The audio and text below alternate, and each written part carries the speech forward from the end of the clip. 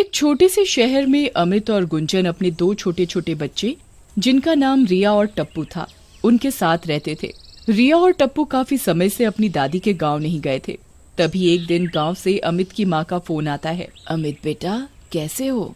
हाँ माँ, मैं ठीक हूँ। तुम कैसी हो? और गांव में सब कैसे हैं? बहुत दिन हो गए गांव देखे हुए। मैंने इसीलिए फोन किया है कि तुम्हें और बच्चों को देखे हुए बहुत दिन हो गए। बस तुम गांव आ जाओ। हाँ माँ, मैं कल ही गांव के लिए निकलता हूँ। अमित और बच्चे गांव के लिए निकल जाते हैं और गांव पहुंचकर माँ अमित, गुंजन और बच्चों को देखकर बड़ी खुश होती हैं। आ गए मेरे लाडले बच्चे, कितने दिन हो गए तुम सबको देखे हुए। तुम सब लोग थक गए होंगे, मैं तुम लोगों के लिए खाना लगाती हूँ, फिर तुम लोग आराम करना। ठीक है माँ। फिर सभी लोग खाना खाकर सो जाते हैं और फिर अगली सुबह, नाश्ता तैयार है, सभी लोग आ जाओ। फिर सभी लोग नाश्ता करने के लिए आ जाते हैं, लेकिन रिया और टप्पू नहीं आते। अमित, टप्पू और रिया कहाँ रह गए? माँ, मैं अभी देख कर आता हूँ। तुम आराम से बैठकर खाना खाओ, मैं देखती हूँ। इतने में रिया और टप्पू भी आ जाते हैं। टप्पू, रिया, कहाँ रह गए थे तुम? वो पापा, हम दादी का घर देख रहे थे। तुम लोग आराम से बैठकर नाश्ता कर लो। देखो, दादी ने तुम्हारे लिए कितना स्वादिष्ट खाना बनाया है। माँ, दादी ने तो हलवा बड़ा ही अच्छा बनाया है। माँ, मेरा तो पेट ही भर गया। माँ, अब हम खेलने जाएं? ठीक है, जाओ, पर ज्यादा दूर मत जाना। रिया और टप्पू घर के बाहर खेलने चले जाते हैं। वो दोनों खेलते खेलते घर से थोड़ी दूर निकल जाते हैं और वहाँ उन्हें जमीन में गड़ा हुआ एक ताला दिखाई देता है। रिया, देखो कितना बड़ा ताला। हाँ टप्पू, ये तो कुछ बड़ा ही है, पर इसकी चाबी तो नहीं। टप्पू, चलो इस ताले की चाबी ढूंढते हैं। टप्पू और रिया ताले की चाबी ढूंढने लगते हैं। तभी उन्हें उस ताले की चाबी दिखाई देती है। टप्पू, ये देखो चाबी, चलो इसे खोलते हैं। जैसे ही रिया और टप्पू ताले में चाबी लगाते हैं, उसमें से अजीब सी आवाजें आने लगती हैं। आवाज सुनकर रिया और टप्पू डर जाते हैं और वो ताले में चाबी लगी छोड़ देते हैं। फिर ताले से अपने आप आवाजें आनी बंद हो जाती हैं।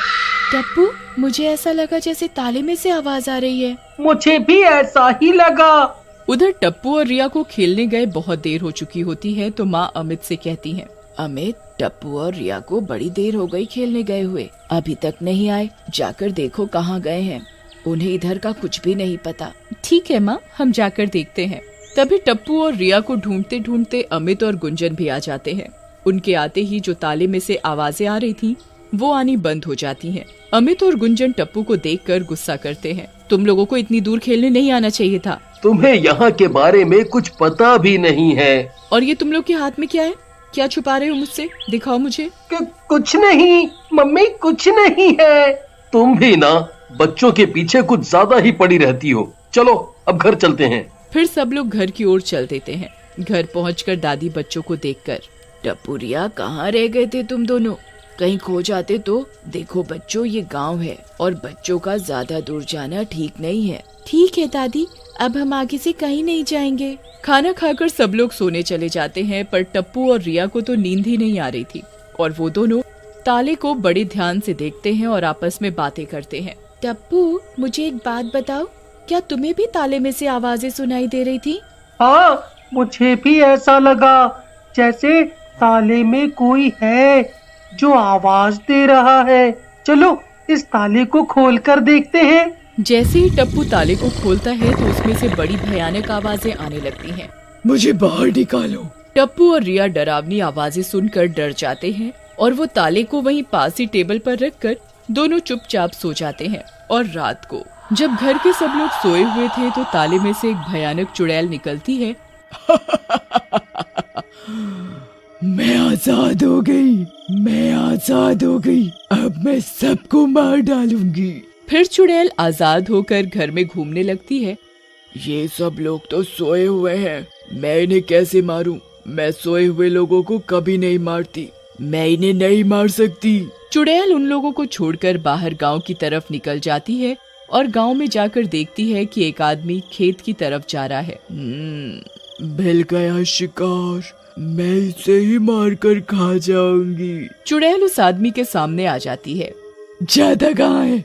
बड़े दिनों बाद तो मुझे शिकार मिला है। तुझे तो खाकर अपनी भूख मिटाऊंगी। मुझे जाने दो, मुझे जाने दो, मुझे मत खाओ, छोड़ दो, मुझे छोड़ दो। छोड़ दो तुझे? तुझे तो मैं नहीं छोड़ूंगी। तुझे खाकर तो मैं अपनी भूख शांत करूंगी। फिर चुड़ैल उस आदमी को बड़ी बेरहमी से मारकर उसकी खोपड़ी खा जाती है और फिर वो अपने अगले शिकार को ढूंढने निकल जाती है। थोड़ी ही देर में सुबह भी हो जाती है और चुड़ैल भी गायब हो जाती है। वो चुड़ैल रात में ही अपना शिकार ढूंढती थी, दिन में गायब हो जाती। और अगले दिन जिस आदमी को चुड़ैल ने मारा था, उस आदमी की खबर पूरे गांव में फैल जाती है और उसकी ये खबर दादी तक भी पहुंच जाती है। दादी और अमित, गुंजन सभी लोग आपस में उस आदमी की बातें कर रहे थे। पता नहीं उस बेचारे आदमी को कौन मारकर खा गया। बेचारा रात को अपने खेत पर रखवाली करने गया था और वहाँ देखा तो उसका धड़ पड़ा था। किसी ने उसकी खोपड़ी खा रखी थी। माँ, मुझे लगता है कोई जानवर खा गया होगा। मुझे तो किसी बुरे साए का काम लगता है। कोई भी रात को घर से बाहर नहीं निकलेगा। उन लोगों की आवाजें सुनकर टप्पू और रिया की नींद खुल जाती है और वो दोनों आपस में बातें करते हैं। रिया, लगता है बाहर कुछ हुआ है।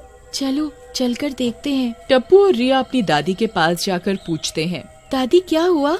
आप लोग किसकी बात कर रहे हो? तभी गुंजन टप्पू और रिया को समझाती है। टप्पू, रिया, सुना ना तुमने कि कोई जानवर किसी आदमी को मारकर खा गया है? तुम लोग अब घर में ही रहना, कहीं इधर उधर खेलने मत जाना। क्या मम्मी, हमने तो गांव भी ठीक से नहीं देखा, आप हमें बाहर जाने को मना कर रही हो। मम्मी, टप्पू सही कह रहा है। मैंने कह दिया ना, नहीं जाना तो नहीं जाना। कहीं जाना होगा तो हम तुम्हें लेकर जाएंगे। अब ठीक है ना? टप्पू और रिया खुश होकर कहते हैं, ठीक है मम्मी। टप्पू और रिया सारा दिन आज घर पर ही खेलते रहे। उन्हें खेलते खेलते शाम हो जाती है। तभी दादी आकर बच्चों से कहती है, बच्चों तैयार हो जाओ, आज पड़ोस में बच्चे का नामकरण है। उन्होंने हम सबको खाने पर बुलाया है। आज तो बड़ा मजा आएगा। फिर सभी लोग पड़ोस में खाने पर चले जाते हैं। उन लोगों को पड़ोस में बहुत देर हो जाती है। दादी उन सब लोगों से वापस अपने घर चलने को कहती हैं। अब हम घर चलते हैं। इतनी रात में घर के बाहर रहना ठीक नहीं। पता नहीं रात को कौन जानवर आदमियों को मारकर उनकी खोपड़ियों को खा रहा है। आप ठीक कह रही हो, इतनी रात में घर से बाहर रहना ठीक नहीं है। आप लोग समय से अपने घर पहुंच जाएं।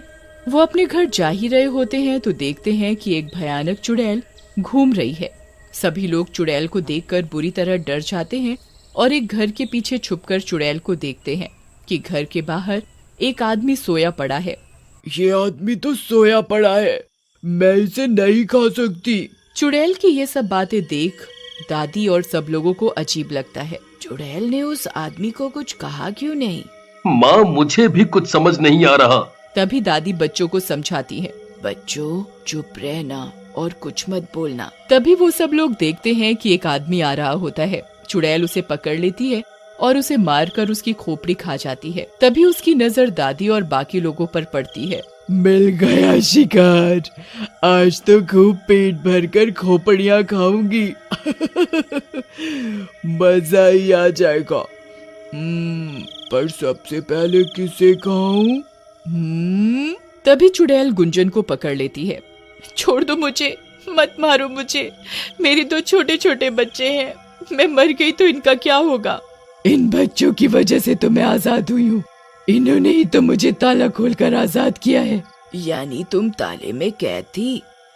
हाँ, अब मैं सबको मार डालूंगी। तभी दादी बच्चों से चुपचाप ताले के बारे में पूछती है। टप्पू और रिया दादी से कहते हैं, दादी ताला तो हमारे पास है। दादी अमित को धीरे से बोलती हैं, मैं इस चुड़ैल का ध्यान भटकाती हूँ, तुम जल्दी से घर से हथौड़ा और गंगा जल लेकर आओ। तभी दादी चुड़ैल का ध्यान भटकाती हैं, इसे छोड़ दो, मुझे खा लो, तुझे तो मैं सबसे बाद में खाऊंगी। दादी चुड़ैल को बातों में फंसा रही थी। इतने में अमित हथौड़ा लेकर आ जाता है और वो हथौड़े से ताला तोड़ने लगता है। अरे तुम ये क्या कर रहे हो? तुमने मुझे धोखा दिया, मैं तुम लोगों को छोड़ूंगी नहीं। इस ताले को मत तोड़ो, मैं मर जाऊंगी। तभी दादी अमित को बोलती है, अमित जल्दी से ताले पर गंगा जल छिड़क। अमित ताले को तोड़कर उस पर गंगा जल छिड़क देता है। मार डालो मुझे, मार डालो मुझे, ओह, और चुड़ैल जलकर भस्म हो जाती है।